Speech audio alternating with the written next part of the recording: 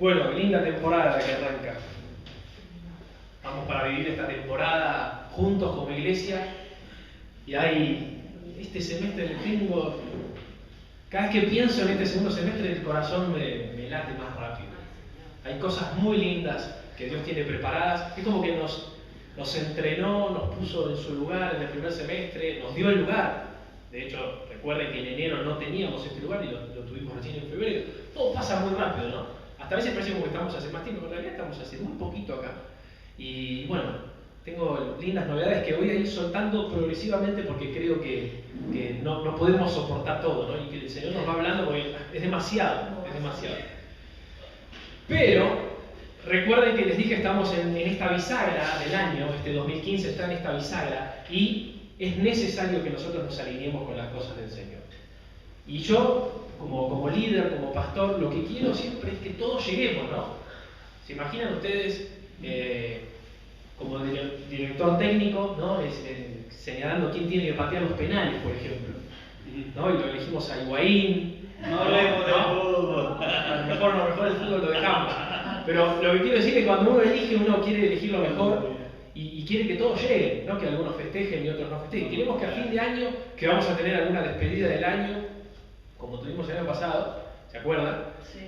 Bueno, cada uno pueda decir, ya, estas 5 cosas, estas 3, esto pasó en mi vida. Y el otro día hablaba con Edgardo y me gustaba también porque además de hablar de las cosas que hemos recibido, a veces uno dice, bueno, recibí materialmente esto, él decía, yo cambié por dentro en este primer semestre, como nunca había cambiado en toda mi vida. Esas son cosas gloriosas también. A veces uno como que se basa en lo que recibió en un trabajo, una casa, también. Pero el cambio interno muchas veces es mucho más difícil que el cambio o recibir las cosas materiales de Dios. Pero fue claro en esta semana que yo me puse a orar por lo anterior. Los que no vinieron, primero tienen el video en internet para poder verlo, pero hablamos de que se hagan conocidas nuestras peticiones. ¿Y por qué dije esto? Porque cuando uno se dispone a hacer algo y no solamente lo ora en lo secreto o lo cree en el corazón, sino que se lo dice a los demás, uno está comprometiendo su palabra. Y uno se arriesga, corre el sano riesgo de que pase el tiempo y no se cumpla, ¿no? Que vos le dijiste yo, como dije el otro día, Alicia dijo en febrero, creo que fue, en junio yo me mudo. Y es arriesgado, se arriesgó, porque podía tranquilamente llegar a junio y no sucede, sin embargo, llegó junio y la encontró en una nueva casa. Se arriesgó y lo logró. ¿Por qué? Porque le creyó tanto esa palabra que dijo, la voy a confesar. Por eso dice la palabra que se confiesa con la boca. Entonces ustedes tienen que confesarle a los demás qué es aquello que piensan alcanzar para este segundo semestre. Pero también es cierto que apenas decimos que vamos a alcanzar algo, el enemigo también va a querer poner algún obstáculo, ¿no? De hecho, ustedes tienen ahí en las epístolas de Pablo, que Pablo mismo dice que quiso ir a visitar unas iglesias y Satanás lo estorbó para que no vayan. Así que hay una fuerza, una oposición en contra de nosotros y es el enemigo que quiere frenarnos. Ahora, ¿dónde trabaja principalmente el enemigo? ¿A través de qué tipo de cosas, ¿no? Algunos exageran y van mucho más allá y le dan una entidad al diablo mucho más grande de la que realmente tiene. Entonces vamos a ver en esto, en esta palabra, dónde es que trabaja principalmente, dónde quiere trabajar en nosotros para que no alcancemos en el segundo semestre estas cosas. Así que lo que le preguntaba al Señor esta semana es, ¿qué detiene a los hijos? ¿Qué detiene a los hijos? ¿Qué te detiene a vos? ¿Qué te frena para que vos tengas una palabra tanto tiempo, sepas a dónde vas pero nunca llegás? ¿Qué te frena? Bueno, entonces enseguida pensé en 3 cosas que no. Dije que no son. Y dije, la doctrina no es. Nuestra falta de conocimiento, no es falta de conocimiento de la palabra lo que nos frena, ¿o no? Yo creo que si le pregunto a la mayoría, conocen la palabra, creen, como dijimos, en una victoria, en caminar de victoria en victoria. Entonces, si vos crees en eso, no debería frenarte la doctrina que vos tenés. En segundo lugar, la miseria no es. Hemos visto el avance de todo el cuerpo de Cristo en este 2015, así que no es que te frena la escasez de recursos. No me digas, no, yo quiero alcanzar, pero la verdad que no tengo ningún recurso para hacerlo. Y por último, la falta de oportunidades tampoco es, porque saben que la iglesia está abierta justamente a crear nuevos ministerios. De hecho, yo hablaba en la semana con Noé y con Héctor y les comentaba que más o menos se estipula que los primeros 5 años de una iglesia son de formación. Nosotros tenemos 2. Y en esa etapa de formación se van creando los ministerios. los que después perduran y se quedan con la iglesia a lo largo de todos los años de su vida. Entonces estamos en esos periodos, así que la iglesia está abierta a distintas cosas. De hecho, esta idea de Mariel fue así, ¿no? Hay que hacer oraciones en las calles para no quedarnos solamente con la oración, que es perfecto, vamos a darle forma, vamos a darle entidad y vamos a hacerlo. Así que la iglesia en ese sentido está albergando. Así que yo tenía claro lo que no era, pero me faltaba ver lo que sí era, lo que sí detiene a los hijos de Dios, lo que sí detiene tu andar. Y de repente vinieron a mí en la semana, fue todo progresivo, algunos en el seminario me pasó, distintos versículos a mi mente. Pero les voy a ser sincero, como eran versículos harto conocidos por todos, por todo cristiano que tiene un tiempito yendo a alguna reunión, no le encontraba la vuelta y decía, pero Señor, está bien, pero ¿qué tiene que ver esto? Y entonces el Señor primero me lleva a Juan 3:16. Es el versículo más conocido de la Biblia, obviamente. Para los que no lo saben, entiendo que sí, dice, porque de tal manera amó Dios al mundo, que ha dado a su Hijo unigénito, para que todo aquel que en Él cree no se pierda, mas tenga vida eterna. Entonces dije, bueno, también empecé a pensar en que, como dice acá, que de tal manera amó Dios al mundo, quizás era una cuestión de no sentirse amados. Dije, bueno, quizás los hijos vienen acá, se reúnen acá, pero no se sienten amados. Pero, ¿se acuerdan cómo empezó la reunión del domingo pasado con Filipenses? Pablo empieza diciendo a los que no estaban, ahí en Filipenses capítulo 4, dice que somos amados, escogidos y deseados. Entonces dije, no, pero digan la verdad, ¿hicimos mucho hincapié o no en lo amados que somos por Dios?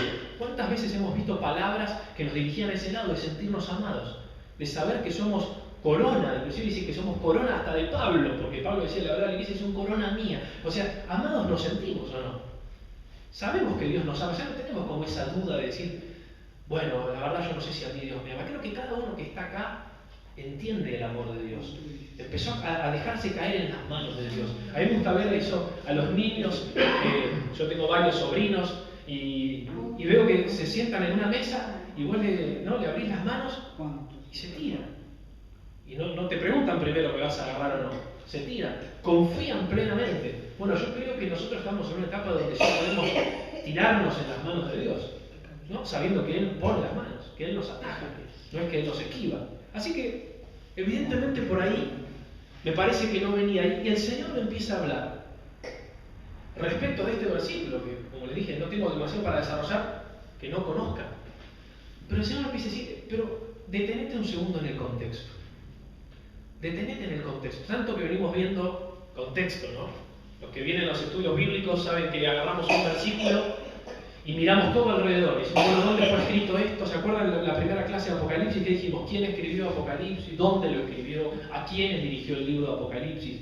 Para darle un contexto. Bueno, Dios me dice muy claramente, Juan 3:16, sí, lo conoces, pero empezá a mirar un poco el contexto. Empezá a mirar lo que circunda al versículo. Ustedes lo pueden ir agarrando ahí en sus Biblias y empezar a mirar un poquito alrededor lo que pasa. Pero enseguida, rápidamente, vino a mí Juan 4:24. ¿Qué dice Juan 4:24? Dios es espíritu y los que le adoran en espíritu y en verdad es necesario que adoren. ¿Qué estuvimos haciendo hace un ratito? Adorando, ¿no? Sueltos en la presencia de Dios. A nadie le importaba lo que pasaba alrededor porque estamos tan felices de poder adorar a Dios y mucho más juntos con nuestros hermanos que podemos levantar nuestras manos y tener total libertad en el Señor. Hermosa revelación, hermosa, impactante la revelación. ¿Se acuerdan que este versículo lo que está mencionando más que nada es que ya no es una cuestión geográfica la adoración? Ya no es ir al templo en Jerusalén a adorar, que era lo que había que hacer. ¿Qué había que hacer? Cuando Jesús da esta palabra, lo que está diciendo ya no importa dónde. Lo que importa es de dónde nace la adoración. ¡Wow! Yo cuando leía esto es un cambio de paradigma total. O sea, muchos, miles de años adorando de una manera y de pronto Jesús con una sola palabra nos cambia todo. ¿Se imaginan el cisma que esto significó para el pueblo hebreo? Y para los judeocristianos también. Después de haber adorado prácticamente al templo, de pronto le dice, no, miren, no es una cuestión geográfica. Ahora lo que importa es lo que nace del corazón. Así que esto nos cambia a nosotros la manera, y por eso es que entendemos que en la plaza de Sarandí, en la plaza de Temperley o en cualquier lugar podemos levantar adoración y que está perfecto. Y no tiene nada, y siempre voy a insistir, este lugar no tiene nada en especial. De hecho, este lugar fue otra iglesia, de hecho, este lugar fue una oficina, y de hecho, este lugar fue una empresa constructora. ¿Y ahora es más santo este lugar porque estamos nosotros? No. Estamos reunidos acá y acá alabamos al Señor, pero no tiene que ver con eso.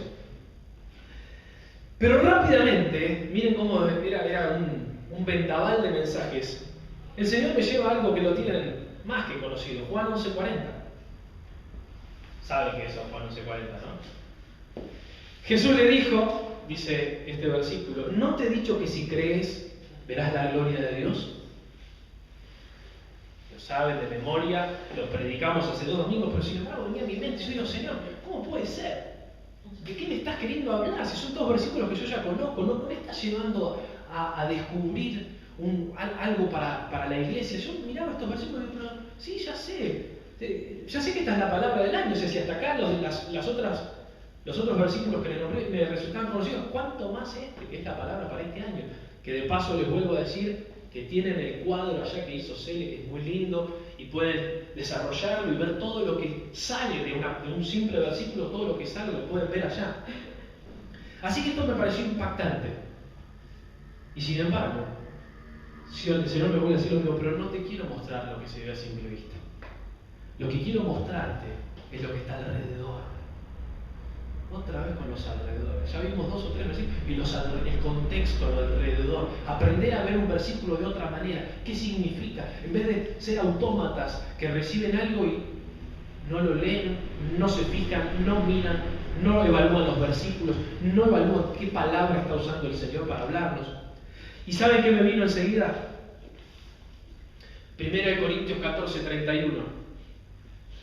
Otro versículo que les nombré, quizás no con la cita textual, pero se los nombré muchísimo, y es porque pueden profetizar todos uno por uno, dice Pablo a la iglesia de Corinto, para que todos aprendan y todos sean exhortados.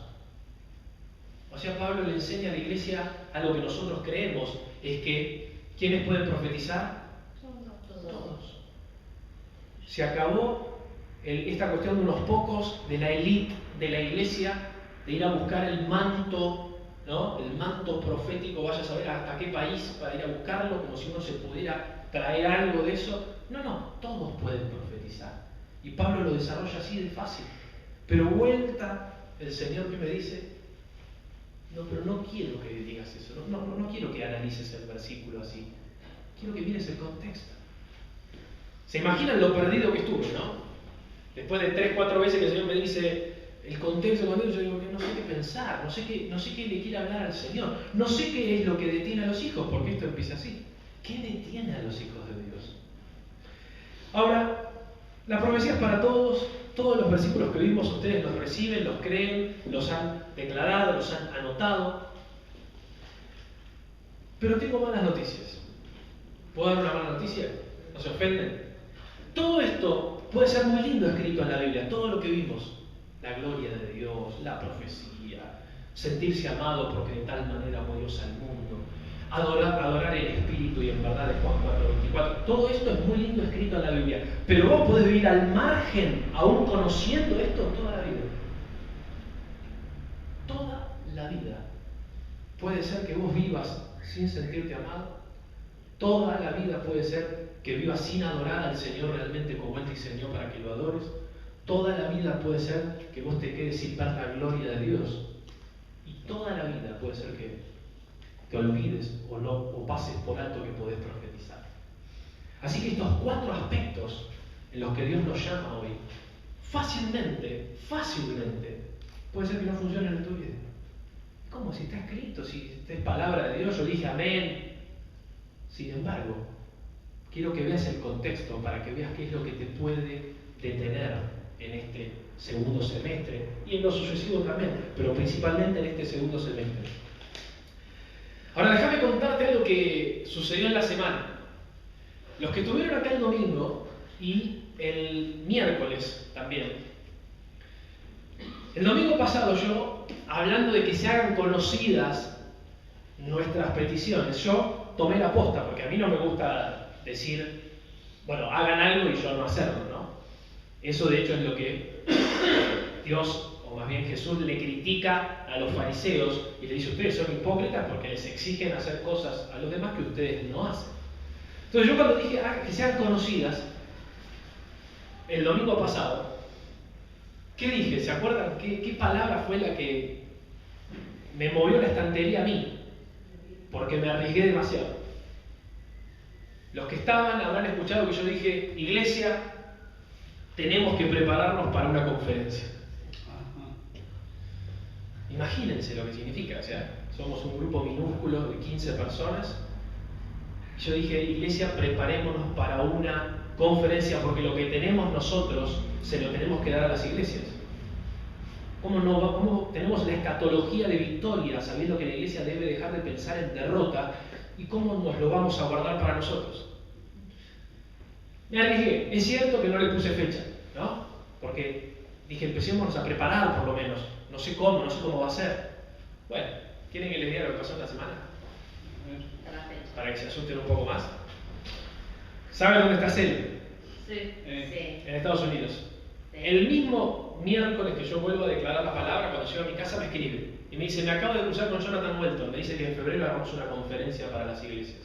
¿En febrero? ¿En este febrero? Sí, en este febrero. Y en este país. 15 de enero te lo digo. Está loco. Bueno,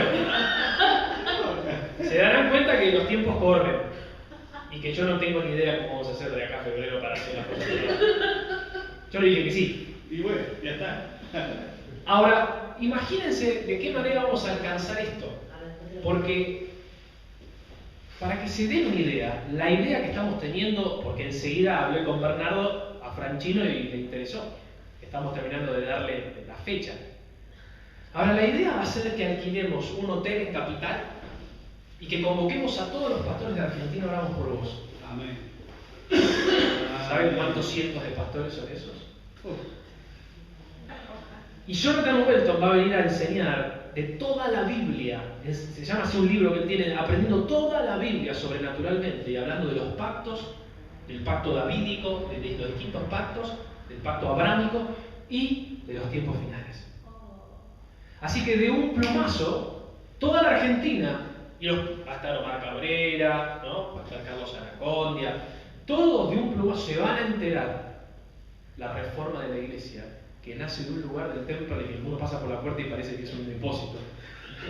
No una iglesia. ¿No?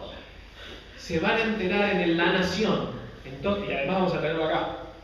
Espero tener aire acondicionado, pues si no, va a ser en febrero, lo vamos a tener transpirando a Jonathan Welton. Pero, ¿es hermoso o no es hermoso esto? Amén. El cosquilleo de lo difícil es hermoso. Cuando pensábamos en este lugar, nos hacía la misma cosquilla, porque pagar un alquiler, y ¿cómo? Y sin embargo el Señor provee, y ahora ya no solamente pagamos el alquiler, compramos un equipo de aire acondicionado. Y ahora, para los que no saben también, algunos de los ministerios que estamos pensando, con Ruth principalmente, estamos pensando en talleres abiertos a la ciudad. Y Ruth va a empezar a dar clases de pintura en este lugar.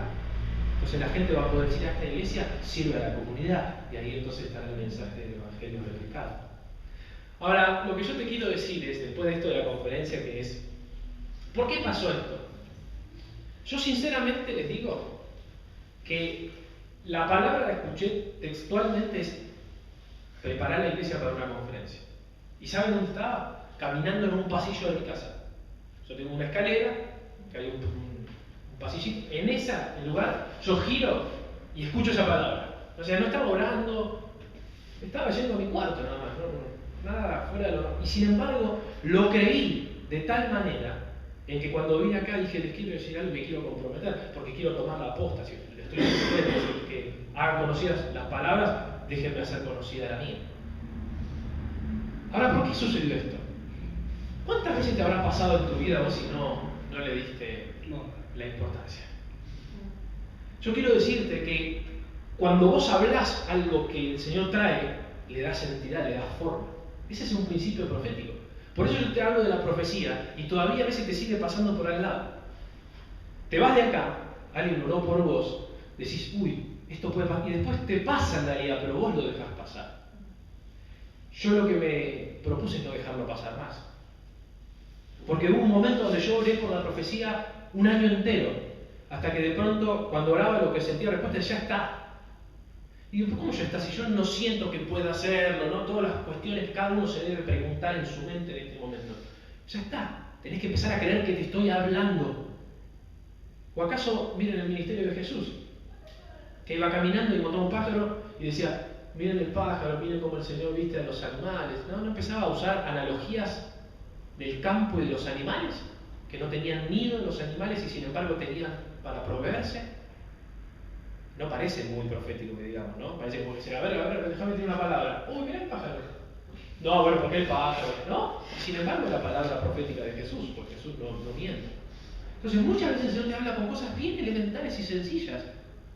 Cualquier cosa puede pasar, pero vos dejás pasar. Te pasa por al lado y la profecía sigue siendo algo lejano para vos. Entonces, eso no pasó a mí porque yo soy el pastor de la iglesia. No pasó por eso, sinceramente. Pasó simplemente porque estoy atento a lo que Dios quiere decir. Y cuando siento esa confirmación en el corazón, digo: esto lo tengo que decir. Y puse el ejemplo el domingo pasado de los matrimonios. Fue el mismo caso. Sentí que era tiempo de matrimonios. Y podía no pasar. Podía no haber ninguno, o podía haber uno solo, como el de Noé, que ya estaba. Y sin embargo hubo 3. O sea, de 2 años de nada hubo 3. Y me acuerdo del el último día que lo declaré. A ver quiénes estaban atentos. En el momento en que de la nada vuelvo a sentir en el corazón ese año de matrimonio, se los recuerdo, y es más, me acuerdo la frase y dije: yo sé por qué se los digo. Golpea la puerta, Ezequiel Báez Cabra. Pero fue así. ¿Se acuerdan, no? O sea, digo, y no se olviden, digo, ya terminando la reunión, es tiempo de matrimonio, escucha. Y abre la puerta y era Ezequiel, y a las 2 semanas habían puesto fecha de casamiento. Suceden cosas así. Uno se anima a declarar y se encuentra profetizando. Pero ahora te voy a describir para terminar. No quiero hacerte muy largo, pero sí para que vos entiendas qué es lo que te puede detener y frenar en este año. ¿Sabes qué es lo que te puede detener y frenar en este año? Y ahora sí entendí cuando el Señor me hablaba del contexto. El primer versículo que leímos, ¿cuál fue? Juan 3:16. Porque de tal manera amó Dios al mundo, dijimos, ¿no? Amén. Ahora, el contexto de este versículo es una noche. ¿Alguna vez se preguntaron las mayores frases de la Biblia dónde están ubicadas y por qué están ubicadas? ¿O simplemente las leen, las creen que está bien y se pierden la otra parte? ¿Saben cuál es el contexto de Juan 3:16? Una noche. Jesús le está hablando a un religioso, al cual llamaba hipócrita, porque él llamó hipócritas a los religiosos. Y se lo está diciendo a Nicodemo. O sea, Juan 3:16, Jesús no lo dijo desde un monte. Jesús estaba a solas con Nicodemo, un hipócrita, un religioso, uno que les decía a los demás: hagan esto, y él no lo hacía. ¿Cuántas veces te sentiste hipócrita? Muchas veces, ¿no? Miles. Quiero darte una buena noticia, entonces Dios te puede hablar si sos hipócrita. Porque el versículo más grande de la historia de la Biblia, Jesús se lo narró, se lo dijo a un hipócrita. A mí me llama la atención. Tranquilamente él lo podía haber dicho en el monte y que varios lo hayan escuchado. Ahora, ¿quién le dijo a Juan este versículo? A mí me impacta eso. Piensen, este libro lo escribe Juan. ¿Se lo dijo Jesús? ¿O se lo dijo Nicodemo? Pero de algo minúsculo, en una noche, en un lugar remoto, de un tipo que viene de noche y creemos que viene de noche para que no lo vean justamente, porque acercarse a Jesús estaba mal visto por los judíos. Viene de noche, le dice algo y de ahí, de eso minúsculo, piensen un segundo, deténganse un segundo, una noche, una charla, aparece la verdad más grande de la historia, que de tal manera amó Dios al mundo que dio al Hijo. ¿Cómo te ves que en una noche antes de irte a dormir, ¿no?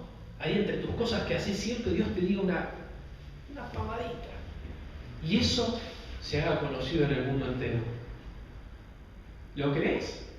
¿O te sentís muy hipócrita? Porque si te sentís muy hipócrita, Nicodemo era un hipócrita. Nicodemo se equivocaba. No le festeja a Jesús, que de hecho era medio perdóname la expresión, era medio salame Nicodemo. Porque cuando Jesús le dice, tenés que nacer de nuevo, Nicodemo le dice, ¿cómo voy a volver al vientre de mi mamá? Y yo me imagino la cara de Jesús diciendo, Nicodemo, es obvio que estoy hablando de otra cosa. Así que no había agarrado bien la cuestión que Jesús le enseñaba. Y sin embargo, el versículo más famoso de la Biblia, Jesús se lo habla a un hipócrita. Por eso, ¿sabes cuál es el título de esta prédica? Sí, a vos y a mí. Porque el Señor nos quiere hablar a vos y a mí, siendo los pecadores que somos. No porque nos sobra, que seamos una eminencia en la tierra y dice, les voy a decir a ustedes porque ustedes sí, ¿eh? No es por eso.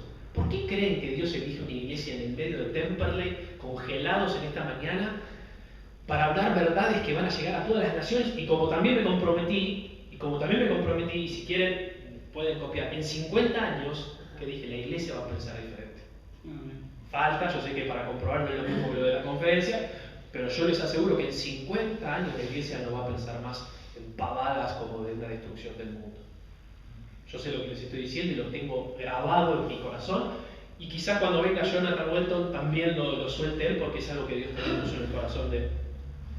Así que si te sentiste alguna vez hipócrita o no merecedor de que Dios te hable, estás en la misma situación que Nicodemo. Y Juan 4:24, ahora ya van agarrando un poquito más, ¿no? Dios es espíritu y los que le adoran en espíritu y en verdad es necesario que le adoren. Ahora esta es una importante revelación, dijimos, ¿no? Dios viene a cambiar definitivamente y para siempre la manera de adorar. ¿Se imaginan cómo adoraríamos nosotros si seguiríamos en el antiguo pacto? Todos en procesión al templo. Seríamos una cosa afuera, otra adentro, porque adentro, ¿no? Lo miraríamos al sacerdote, le daríamos nuestro animal, lo que llevemos, o si seríamos pobres, llevamos palominos.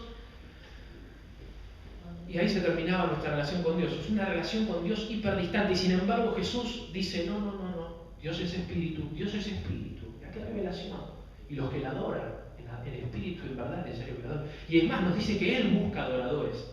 Ahora nos dice, ¿a quién se lo dice? Nunca lo pensaron. Lo repite en Juan 4:24. Nos olvidamos que esta gran palabra principalmente fue dada hacia una mujer de un pueblo odiado como Samaria.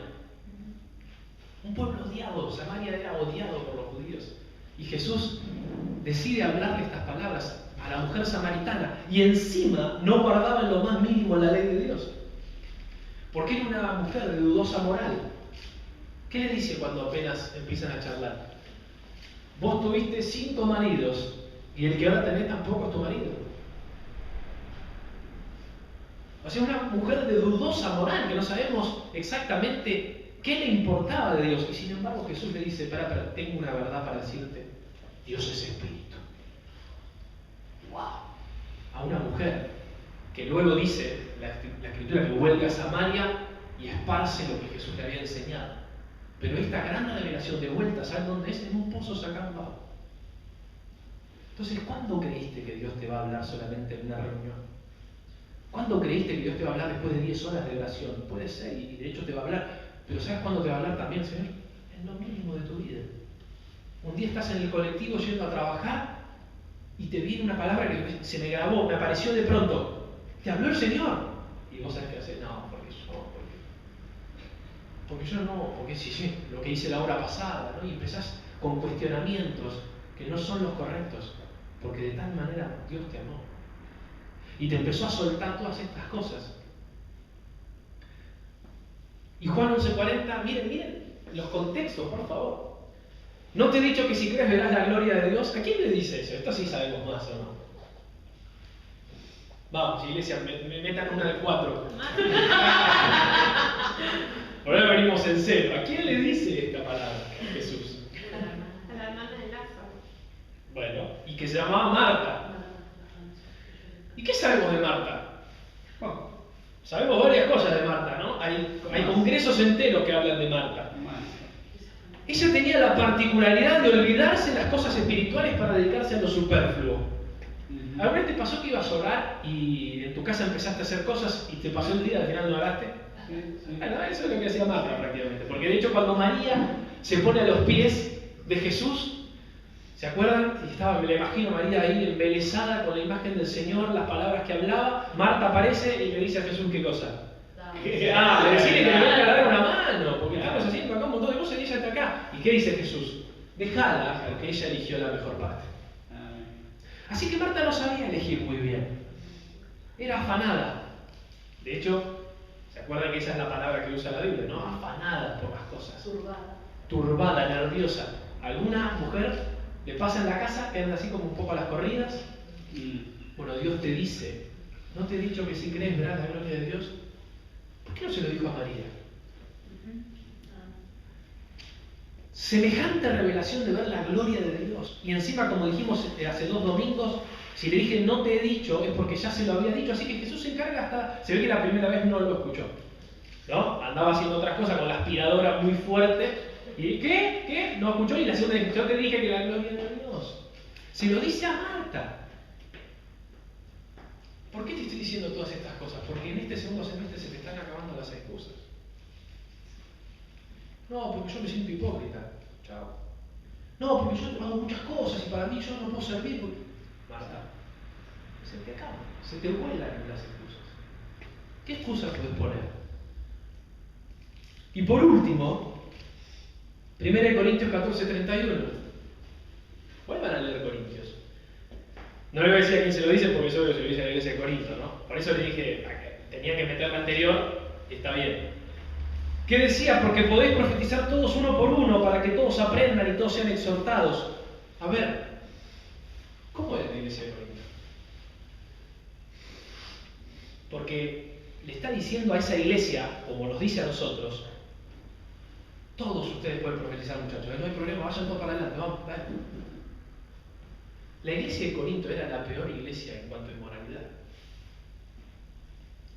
Sin embargo, era la iglesia que más se movía en los dones. ¿Cómo puede ser? ¿Cómo puede ser que siendo lo que eran, repasen las cartas de Pablo, les tiene que decir muchas cosas porque se comportaban mal? Aún había relaciones inmorales desde el punto de vista sexual dentro de la iglesia. Y sin embargo, Pablo les habla, 1 Corintios 12, ¿se acuerdan? Todos los dones espirituales, todo lo que sabemos de dones espirituales, ¿a quién se lo dice? A la iglesia de Corinto. 1 Corintios 13, ¿de qué habla? Del amor. Y de ese amor, ¿a quién se lo dice? A la iglesia de Corinto. 1 Corintios 14, ¿de qué habla? Del hablar en lenguas. Se lo dice a la iglesia de Corinto, una iglesia de pecadores. Una iglesia que no parecía la mejorcita dentro de las iglesias que Pablo visitaba. ¿Podés entender el contexto? ¿Puedes entender que Dios no te usa por ese tipo de cosas? Ahora, voy a hacer un paréntesis importante. Es obvio que la gente va a pedir de nosotros un nivel de moral más alto. Y está bien que así sea. Y está bien. Nosotros debemos ser ejemplo. Pero también debes saber que te vas a caer. Porque no vamos a andar fingiendo en que nunca nos vamos a caer, por más que siempre estemos queriendo vivir en santidad y en plenitud con Dios. Nos vamos a caer. Ahora, cuando te caes, no se te caen los dones, no se te cae todo cuando vos te caes. Esa es tu mente la que te está provocando y te quiere detener. Por eso te voy a responder la pregunta que dice al comienzo: ¿qué detiene a los hijos de Dios? Tu propia mente. Porque lees un montón de versículos y no te das cuenta que son para vos. Y no te das cuenta a quién se los dijo Jesús. ¿Ustedes creen que es casualidad todo esto?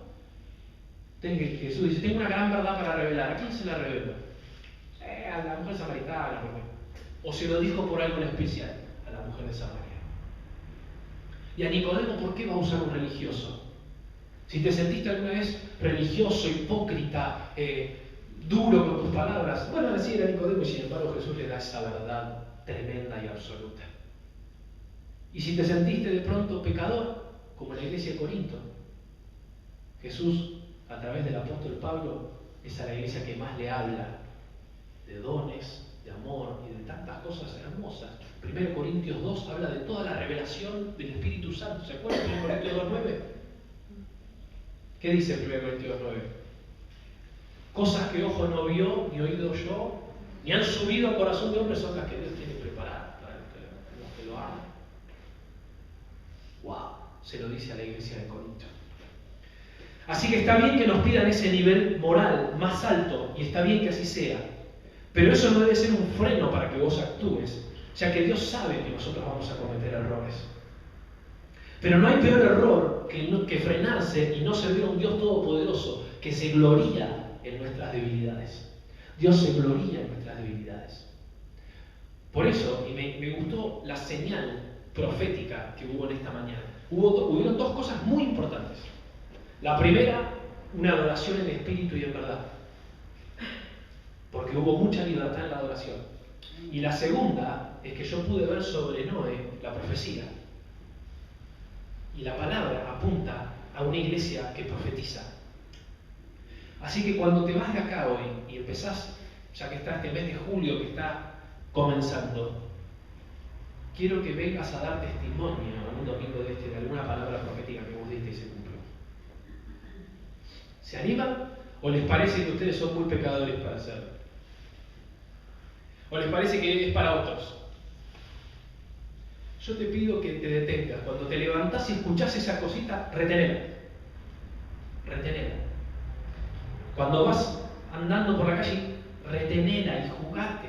Dale entidad a esa palabra. Deja de creer que es solo tu mente diciendo pavadas o que solamente es un pensamiento que se te cruzó por la cabeza. No es así. Dice la palabra de Dios que nosotros tenemos la mente de Cristo.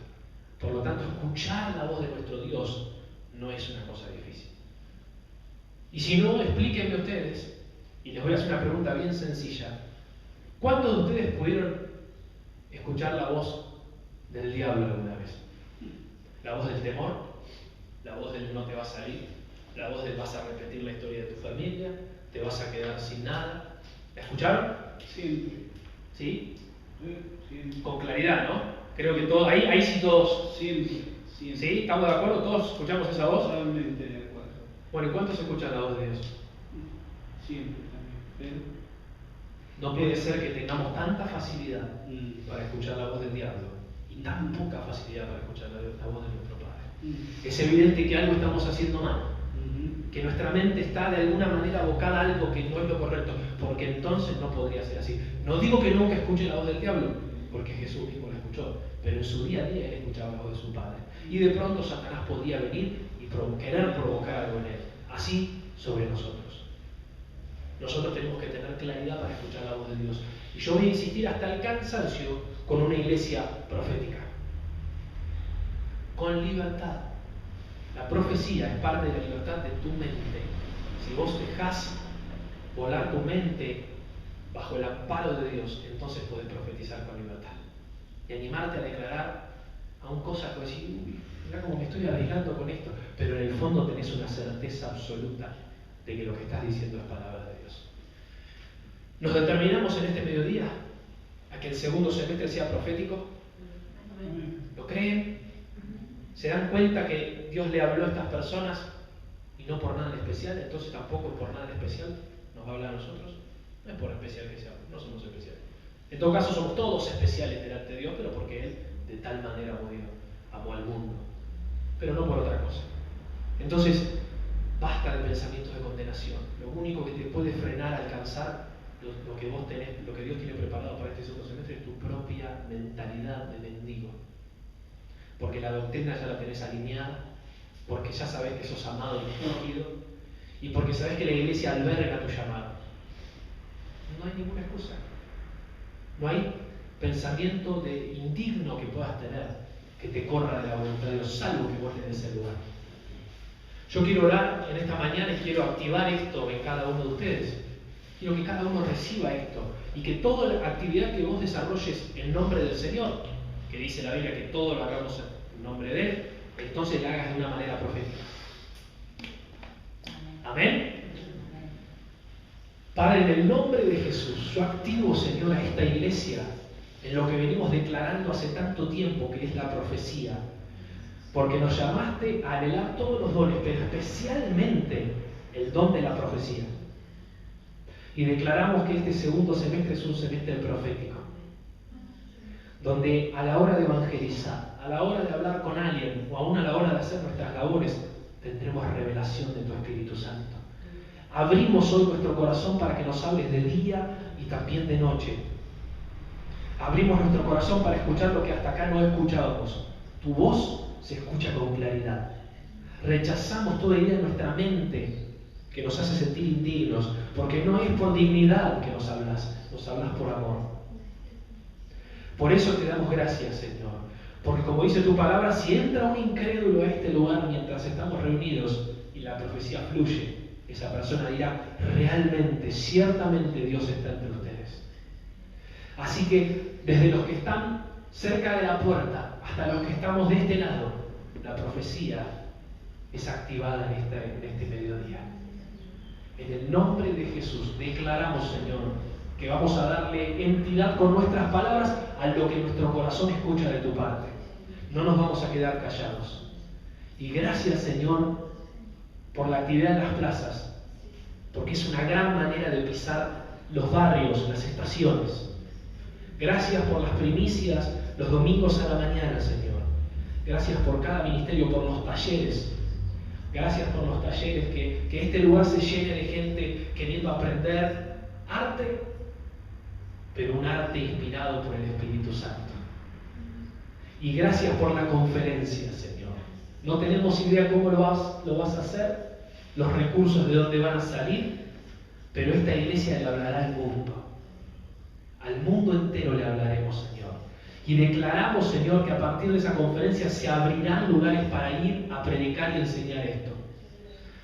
Por tiempo estaremos enseñando lo mismo, pero es lo que necesita la iglesia. Así como los profetas en el pasado, inspirados por el Espíritu de Cristo que moraba en ellos, repetían muchas veces palabras que vos les dabas, Señor. Así nosotros vamos a repetir incansablemente que la iglesia debe pensar en los tiempos que vienen de otra manera.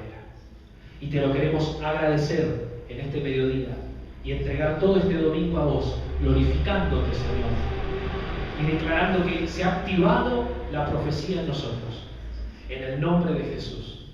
Amén. Amén. Ahí, cuando nombraste lo de la conferencia, el Señor me mostraba como después que cada pastor escuche lo que se va a decir en esa conferencia, de esta iglesia vamos a tener que viajar porque nos van a pedir ese apoyo para impartirlo en las congregaciones locales. Amén. Me encanta porque cada vez que viene más fuerte las caras como que van como diciendo, nosotros.